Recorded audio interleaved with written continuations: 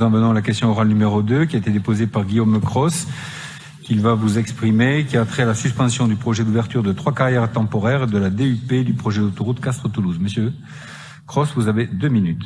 Oui, merci. Donc, comme vous le savez, les élus régionaux écologistes sont toujours fermement opposés aux côtés des associations environnementales et collectifs de maires au projet de concession autoritaire entre Castres et Toulouse, en défendant un aménagement alternatif, réaliste, à moindre coût pour nos collectivités et les usagers sur cet axe routier, prenant en compte les critères d'équité sociale, d'équité territoriale, de sécurité routière, de fiabilité, de temps de trajet, mais également face à l'urgence climatique, la préservation du foncier, de l'environnement et de la qualité de l'air. L'ouverture donc de carrières temporaires visant à répondre à la demande d'approvisionnement en matériaux externes, je cite, est en totale contradiction avec l'avis de l'autorité environnementale, l'avis d'enquête publique de 2017 et la signature de la DUP en 2018, puisque la quantité de matériaux à extraire affichée par l'entreprise NGE est de 55% supérieure à la quantité indiquée dans l'étude d'impact.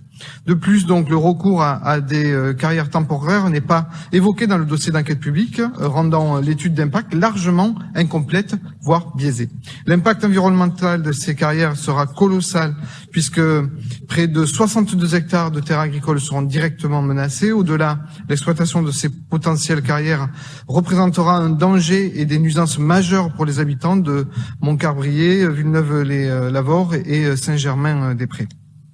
Madame la Présidente, notre collectivité est pleinement impliquée dans ce projet puisqu'elle s'est notamment prononcée en 2017 sur le montant de la subvention d'équilibre du Conseil régional que le Conseil régional devait couvrir pour la réalisation du projet autoroutier, soit 59 millions d'euros sur les 230 millions de subventions d'équilibre. Par conséquent, donc, face aux enjeux économiques, sociaux de ce projet et devant l'urgence climatique et des préoccupations environnementales de nos concitoyens de notre institution, alors que la DUP signée le 19 juillet 2018 par le Premier ministre semble entachée d'irrégularités puisqu'elle repose justement sur une étude d'impact incomplète, voire mensongère. Compte tenu de ces nouveaux éléments, la région Occitanie, en tant qu'institution engagée financièrement dans ce projet, peut-elle agir de tout son poids afin que le processus décisionnel entre NGE et les services de l'État sur le projet d'ouverture de 3 carrières temporaires soit suspendu, de même que la déclaration d'utilité publique relative au projet d'autoroute Castres-Toulouse.